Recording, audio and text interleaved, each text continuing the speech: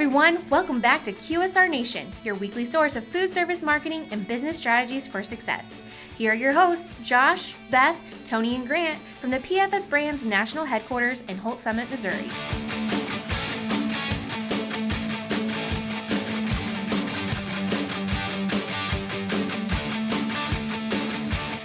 Hey everybody, welcome back to QSR Nation. As always, we have Josh, Beth, and Tony, and Grant here from the PFS Brands National Headquarters in Holt Summit, Missouri, to talk about food service marketing and business strategies for success. While this is getting aired on today, Beth is actually currently in Mexico on vacation, but she's here with us. But I'm here today. Ha! Hola. Yeah. All the way from Cancun. Good accent. Thank you. I've been trying to practice. Today we're going to talk about a topic we have discussed way back in the day, and that's just your signage and making sure that's prominently displayed. Grant, take it away. Okay, yeah, this is something that I've actually experienced more recently. Went through with a customer and, developed a really nice sign to put in their window. And then, all the graphics looked really good. There's a deal on there that was easily, when the customer sees it, they can easily understand what it means. But when they put it up in the window, it was not done properly, and it was a little bit wrinkled, and it just doesn't look good. So it's just mainly following through with, the whole process of, you get your sign created, but, putting it up and making it look attractive to customers is just as important. If you had a bad sign and then put it up nicely, you're kind of in the same boat, So just making sure that you go all the way with your project and finish it, and Yeah, I think it's really important to make sure the operational execution of everything, whether it's taking care of a customer, hanging a sign, decals, window clings, very, very useful. And that's where you'll wind up with a lot of times if you have someone who hasn't done that before, can really kind of muck it up, as you're talking about. And, then what do?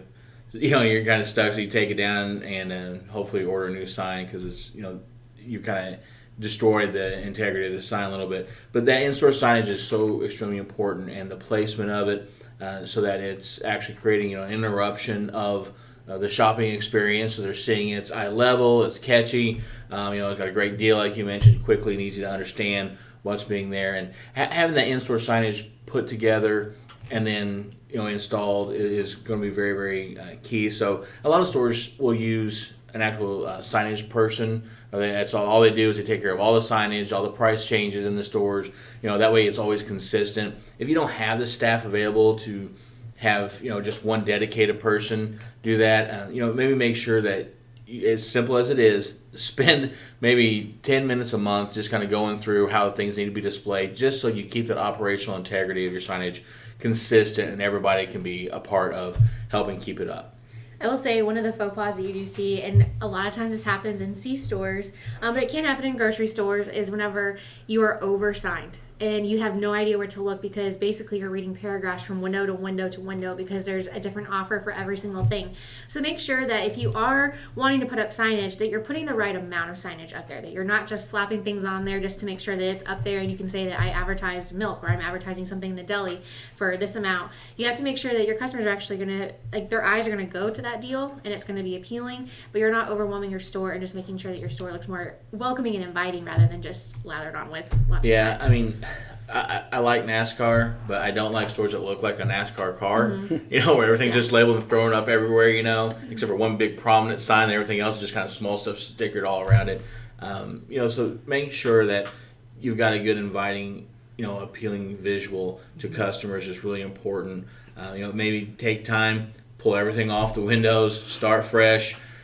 Get some nice, larger window signs to really draw people in. Then you can have the smaller, decals or whatever, around it, or maybe on a single door. Look at opportunities within the store to cross merchandise. Not everything has to be on the front door. For the C stores especially. Look at areas where you can put things that are, not necessarily in the view, or it's going to obstruct at eye level necessarily on a beer cooler door or a soda cooler door, but maybe closer to the handle where they'll be reaching, they'll be looking down towards the handle. Putting those things there to kind of spread it out throughout the store so it doesn't look like, a vinyl company threw up all over your store. And you mentioned starting fresh, which made me think about, sometimes you go by stores and you see, signs outside that are old and faded, and you can either just take it down or get a new one to put in its place, because you don't want an old sign that's faded out there, or even, if you have a lit sign that has a light bulb out or something like that, or even worse, it's flickering and it makes it look, that might catch some eyeballs if it's flickering, but you probably want to just, keep it clean and concise across all your. One other key point to hit on is, your sign should be a directory, basically. So if you're going in there for a deli and you're going to be having a special, make sure that your customers know how to get to the deli. They're not going to sit there and search around your store to try and figure out where is this 12-piece tender deal or fried chicken deal. You make sure that your signs are actually getting them some idea as to where they can go, what the process is. So whether you're going to have to order here and you might have to come back in 15 minutes or whatever it is, just make sure that your signage is appealing to the customer. They understand what's going on, and you're not going to be holding customers up trying to figure out, okay, well, I'm now in the meat department, but I have to actually go back to the front of the store, because that angers customers, and then you can lose out on potential sales. Yeah, just because you know what's supposed to be going on doesn't mean that the consumer is going to translate that as easy readable and understandable. Mm-hmm. And obviously, this all applies to digital menu or digital boards and everything else as well. Absolutely. All right, guys. Well, actually, between here and our next podcast, it's Halloween. So, what are you guys going to dress up as? I'm torn because keep it PG. Last year I broke out the Jon Snow White, aka Bro White. That was really fun. Hopefully you won't wear a dress again this year. Nothing wrong with that, though, I guess.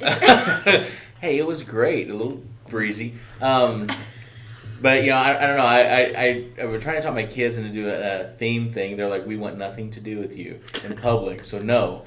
So I'm probably gonna break out the skin tight black Power Ranger costume again that I used to embarrass them in high school, the older ones. Fun. Yeah, just because. I'm already embarrassed, and I'm not going to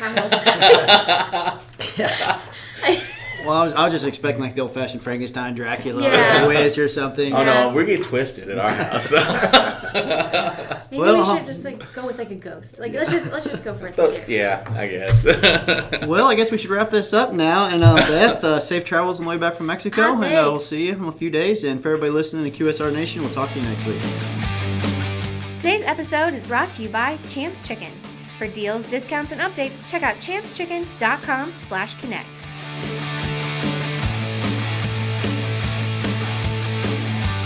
Be sure to stop by next week for another episode of QSR Nation. And be sure to check us out online at pfsbrands.com/podcast.